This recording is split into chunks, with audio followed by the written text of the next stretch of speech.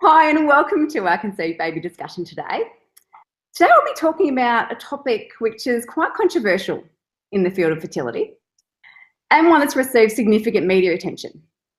Media attention that has raised a lot of concerns and questions from people who are going through IVF or considering IVF treatment.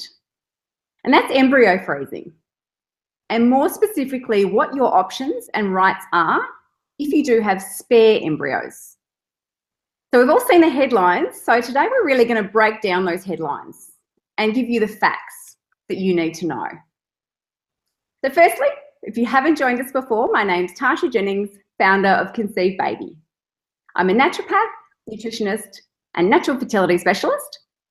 And if you're already part of the Conceived Baby community, you would know I'm passionate about helping women and couples fall pregnant and have happy, healthy babies. My aim for conceivedbaby.com.au is to bring together a team of specialists across all aspects of fertility and preconception health to provide you with qualified expert information to help you achieve your baby dreams. And today I'm speaking with two fabulous experts, Louise Johnson and Karin Hammarberg. Louise is the CEO of the Victorian Assisted Reproductive Treatment Authority, VARTA, a position which is held for the past 10 years. Louise oversees VARTA's administration of aspects of the Assisted Reproductive Treatment Act of 2008, as well as its public education about assisted reproductive treatment and the health and welfare of children who are born as a result of reproductive treatment, as well as the causes and prevention of infertility. From the 1st of March 2017, VARTA took over management of the Victorian donor conception registers, providing a one-door-in approach to counselling, support and information associated with donor conception and the donor registers.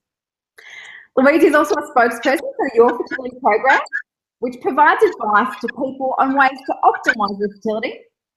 She has an honours degree in science, postgraduate qualifications in education and management, and a master's in regulatory studies.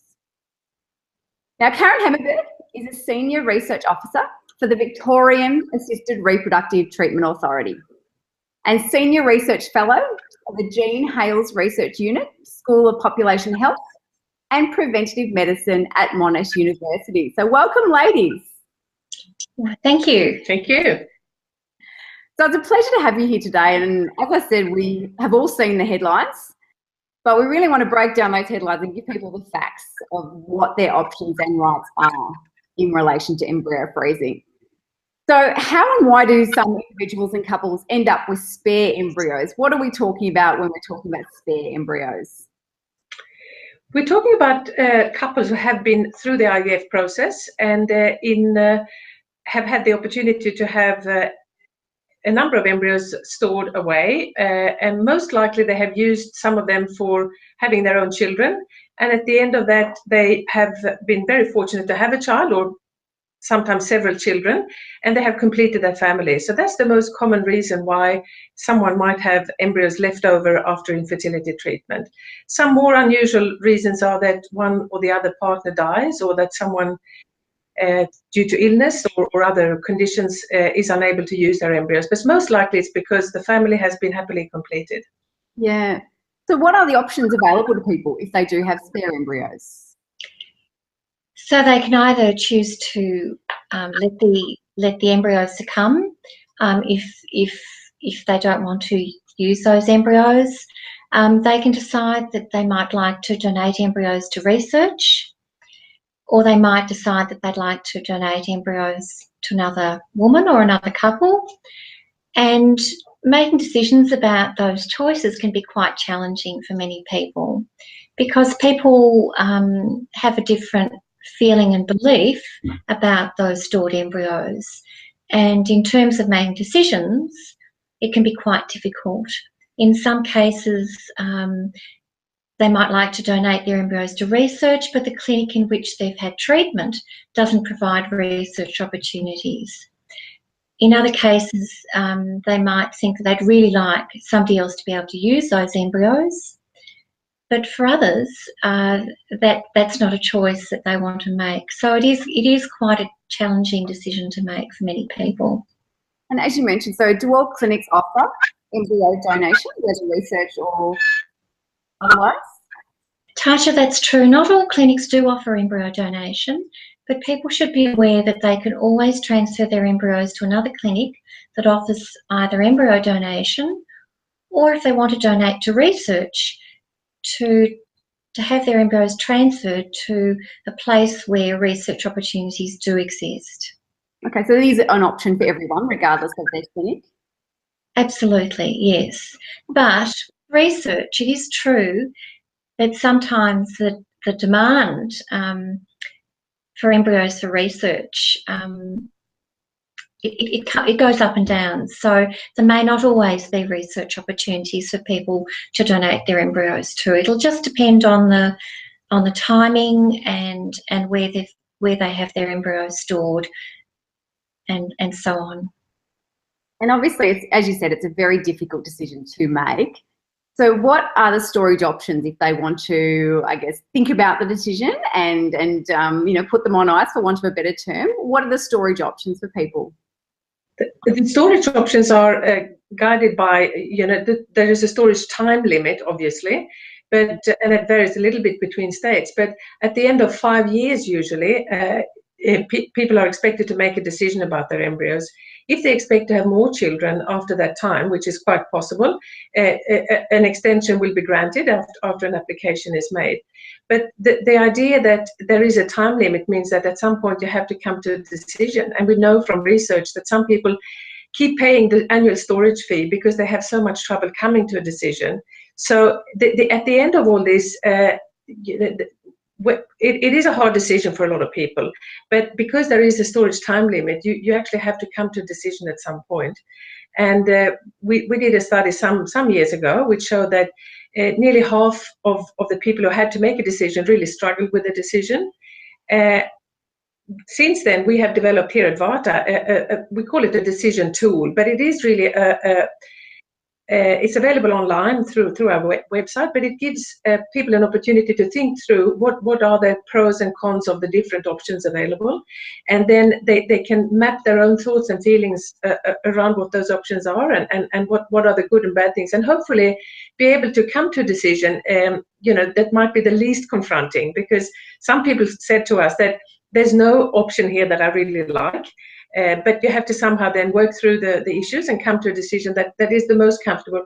And it's also important that the two partners in the relationship actually come to the same conclusion. And that is sometimes a struggle. One partner wants to do this and the other want to do something else. Yes. Can I just add to that, Tasha? Yeah. The other thing to keep in mind, for people to keep in mind, is that the regulations around embryo storage vary from state to state. It depends whether there's legislation.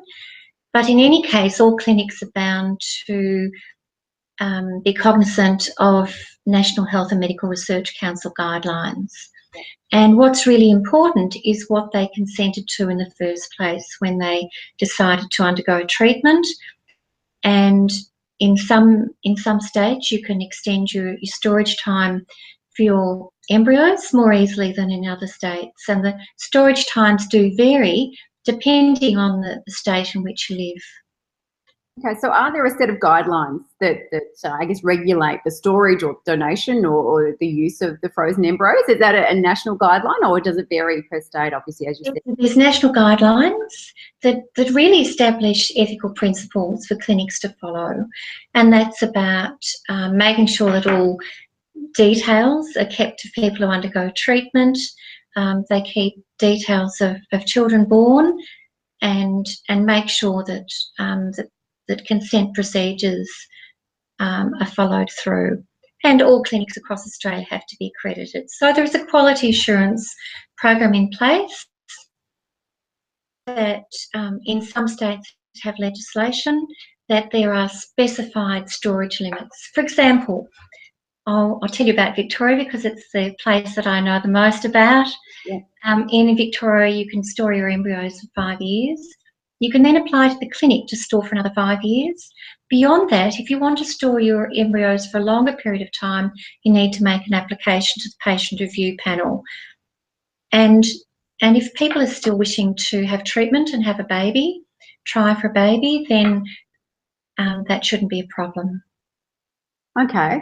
So, I mean, what about that? You mentioned keeping records of the children. I guess, you know, we probably saw the sensational headlines on 60 Minutes about, you know, the baby being stolen and feeling like it was taken away, and people sort of ran off with these embryos, which was quite alarming, I guess. Is that a possibility? What are the regulations in place to, I guess, stop an embryo being taken by someone? What if an IVF clinic is accredited, and all clinics in Australia have to be accredited in order to operate, Yep. then some of the accreditation guidelines require that the unit obtains a declaration from the recipient patient or the couple prior to the initiation of the treatment cycle, saying that the patient or the couple will provide information about the treatment cycle outcome, and the clinic records those details, and that's compulsory for all clinics. So when there was a problem where one particular patient, there's been some media coverage about one patient who didn't advise a New South Wales clinic about the outcome. Mm-hmm. Certainly there's been some measures put in place occurring in the future. In states that have legislation as well, there are further provisions within the legislation that make that situation very, very unlikely. States that hold donor registers where the details of the child born, the parents and the donor are recorded on a central register. So the parties make applications for information about each other depending on the legislation in that state. And it's compulsory for clinics to record information to provide to central registers. In states that don't have legislation, the clinics have undertaken under accreditation requirements to record the details of children born from donors, including donor sperm, eggs or embryos, as we're talking about today, so that people can make an application into the future for information about their donor. Really, that the view in this country, across all states, irrespective of laws, is that the child should have the right and the opportunity to find out who their genetic parents are. And the only thing that we actually can't legislate is whether the parents actually have the child, they were conceived from donor eggs or embryos or sperm.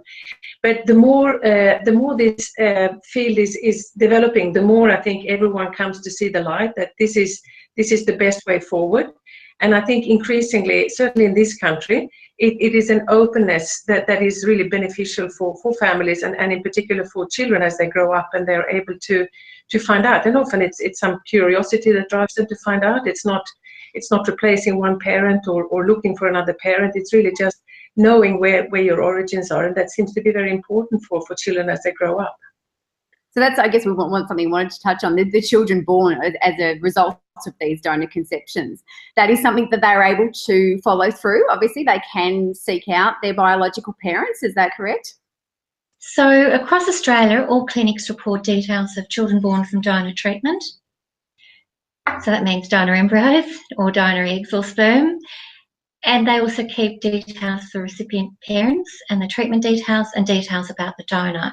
And so donor-conceived children, when they become adult, can apply to the clinic for information about their donor.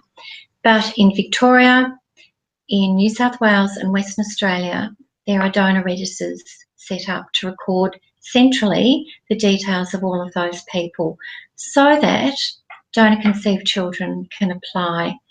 And I guess in the states that do have legislation, there are greater opportunities to apply for information. For example, in Victoria, parents can apply on behalf of very young children for information about their donors so that they can gradually give them information as they're growing up. And in some cases, parents have applied for this information and donors have met the children and perhaps they've been involved in family gatherings at various times in the year. So what people wish for and choose to do varies enormously, but there are great opportunities in states where there is legislation. In Victoria as well, donor conceived people can apply for information, and they have the right to receive identifying information about their donor as an adult. And so that's really landmark legislation. South Australia is currently thinking about legislative change and considering their options, and there's likely to be some change there, and there's also been some discussion in Tasmania as well. So it's certainly a changing legislative landscape. But Victoria really started the process with setting up donor registers in 1988, and there's some other states that introduced legislation after that time. So what is the current legislation? Is it like an adoption? Obviously, it's not your genetics, but your child. What does it relate to? What is the legal process involved? So if we talk, it's very different to adoption. In adoption, you've got three parties really. You've got, often the relinquishing mother. You've got the social mother that brought up the child.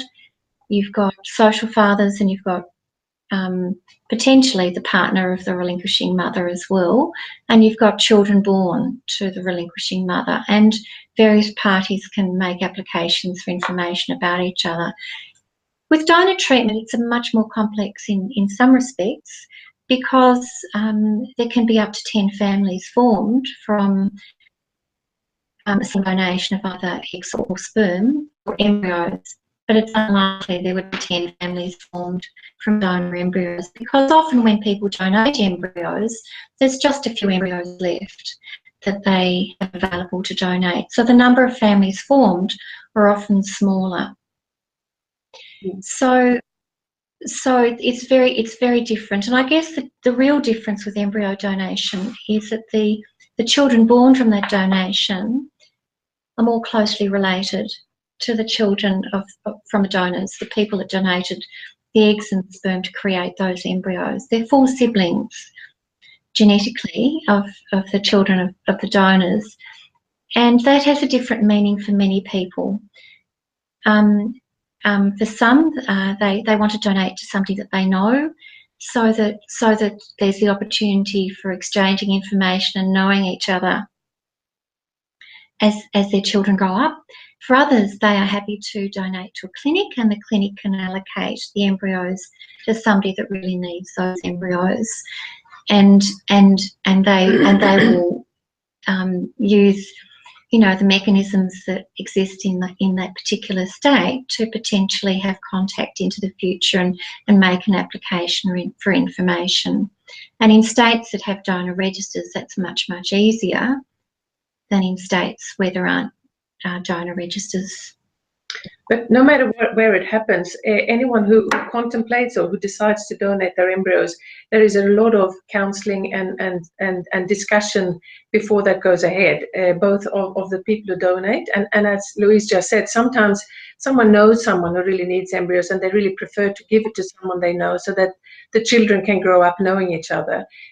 For others, it's more important that the embryos are not wasted, and they don't want to throw them away, but they don't have anyone in particular in mind that needs them, and then they're happy enough for them to be donated to someone who does need them. And I think that kind of the counselling that comes with all this is incredibly important, because it's a big decision, but if it's worked through in a thoughtful way, I think it can lead to a lot of very good feelings, and where the families subsequently meet or not, and sometimes they do, and we know that even if it's given to a clinic, sometimes people do find each other and they do connect, and that works out wonderfully most of the time. But even if they don't, if you have donated embryos and you know that someone has had a child that they care for and love, it can be a very satisfying feeling. Oh, it is an amazing gift. It really is. But it's an emotional process. As you've said, a very hard decision either way to go, whether to donate to research or to donate to a friend or to donate to a stranger. That you have your genetics, I guess, out there, someone else raising your children.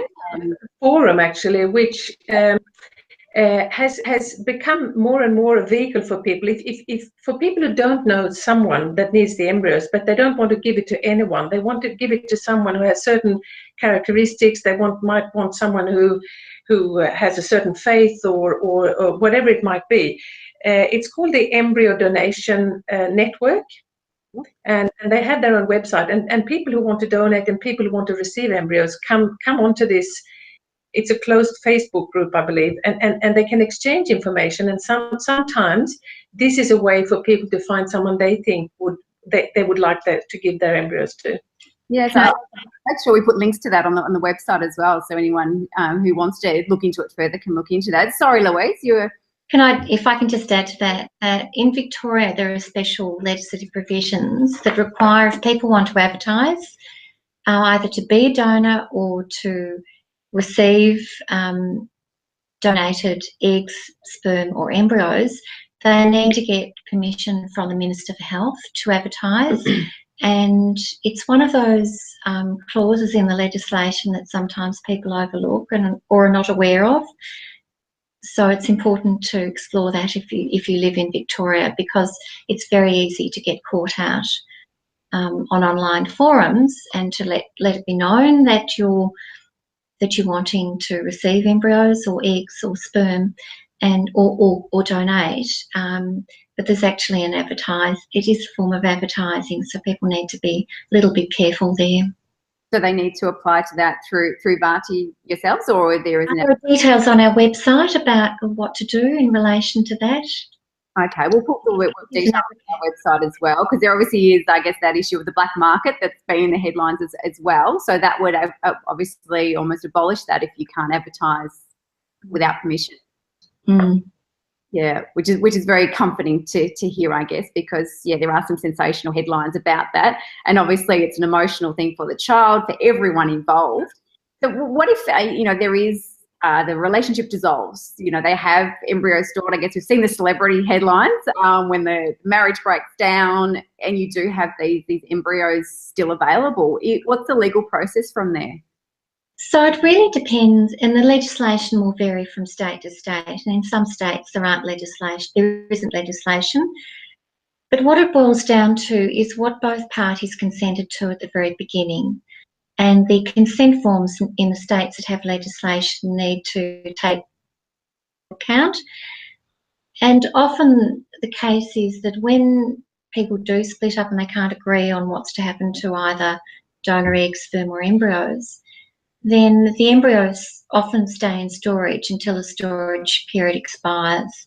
And if people still can't agree, then often what happens is those embryos are allowed to succumb, because in states with legislation, there are often legislative storage periods, and the clinics don't have a choice. They have to, they can't keep the embryos in storage beyond those legal storage times.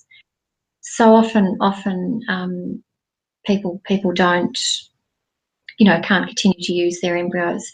In other situations, people can apply to extend a storage for a bit longer to give them more time to resolve, their wishes and make a decision. And some people choose to do that. Yeah, it's good to know that there are legal channels involved. Is this something, the legal process that starts up front, that you sign a lot of documents to make these decisions before going through treatment, or is this after the embryos are created? At the very, very beginning of treatment, people usually see a counsellor and talk about their options and talk about the law and talk about the short and long-term consequences of using either an egg or a sperm or an embryo donation as part of their treatment. So when they sign their consent form for treatment right at the beginning of the process, before embryos are used or donated, they should know what their options are in the longer term and be given an opportunity to really think that through with the help of a clinic counsellor, and to make sure that either receiving or giving an embryo is the right decision for them. But even before you even start the IVF process, there is always a potential that you will have frozen embryos. So a couple that starts IVF, they will have those discussions with the counsellor, and the consent form will outline that if you have frozen embryos, what would you want to do with them if you're not going to use them yourself? People can, of course, change their mind, but at some point before they freeze embryos, they have been given the information relating to what might happen if they. So they're aware that. And most people, of course, will use all their embryos. This is the minority of people actually have embryos left over after their treatment. So in most cases, the embryos will be used, but just in case, really upfront, you're told that there is the possibility that you might have embryos, and you need to think about that, what you think you might want to do. And sometimes people think, I want to discard them. But once they've had children themselves, they feel very strongly that they can't discard these embryos because somehow they are perfect siblings to their own children, and they've taken on a new meaning, and they go back over all this, and they might change their mind, and that's perfectly all right. I mean, you can consent at one time, but you can change your mind at any other time. Okay, so there's basically informed consent during the entire process. Yeah. Yeah, up front. And I think sorry, Tasha, I think that's one of the strong things about treatment in Australia compared to overseas treatment. It is a truly informed consent process, and there is a quality assurance process for all clinics throughout Australia, and a high standard of treatment compared to some other places in the world. Yes, I guess we didn't discuss that initially, but obviously people are able to go overseas for donated eggs. That obviously doesn't carry the regulations, as you said. They're not governed by Australian law. Is that correct? That's correct. And one of the downsides of receiving donor eggs overseas is often the egg donor is required to be anonymous, particularly in places like Greece and Spain, for example. So children born from those donations will never have the opportunity to apply for information about their donor like they can if an Australian donor is used. Okay, so I guess they're not governed, even if they live in Australia, if they go outside of Australia for donation, they're not governed by our laws. Is that correct? That's correct, yes. Okay.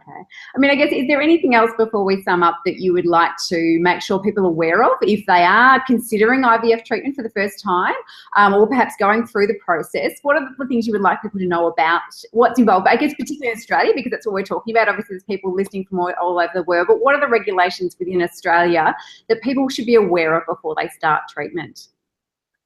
I think it can be really useful to get independent information. But also to come armed with lots of questions for your treating doctor and for the counsellor that you see as part of the treatment process prior to the creation of embryos in the first place, so that you're truly informed about what you're getting into, and the same applies for being a sperm or an egg or an embryo donation. If you want to be a donor, then certainly getting some independent information. And the VARTA website has a lot of information for people in that situation that they can access that's independent of clinics. I think I'd just like to say one thing, and that is that there is an enormous yearning for embryos, and somehow it is such a personal decision. So I know that it's not always possible, but for anyone who considers it, to get as much information as possible about what donation entails, and if they do come to a decision at the end to donate their embryos, it's the biggest gift that anyone can give. And I think today it's around about 10% of people with leftover embryos that actually donate them, and I'd really love to see that increase, because I think it's a marvelous gift, and the people who receive those embryos, it's life-changing for them. If they have a child, it's something that would never otherwise have happened, and the amount of gratitude out there is phenomenal. If you talk to someone who's received an embryo and had a baby, there's no more grateful person out there. Yes, absolutely. And if we can, I guess, alleviate some concerns around that, hopefully there will be more people willing to go through that donation process. So, well, thanks so much, ladies, for being involved today and taking time out of your busy schedule, which I know is a very busy time of year for you as well. So I really appreciate that. And we will be putting links to both VARTA and Your Fertility on the Conceived Baby website, as well as some links to some of the independent bodies that you mentioned, Louise. Are you happy for us to do that for people to get more information? Absolutely. Thank you very much, Tasha. Thank you. Thanks, Karin. Thanks, Louise. Well, if you haven't already signed up for the Conceived Baby webinar series, we have some fabulous guests coming up in 2018, so be sure to do that. And we will have a summary of this webinar and the links to the information if you do want more information. And you can also go to, as Louise said, varta.org.au or yourfertility.org.au for more information, and we'll have all those links on the Conceived Baby website. And if you want to contact me personally, I'm at tashajennings.com.au. Thanks for being involved.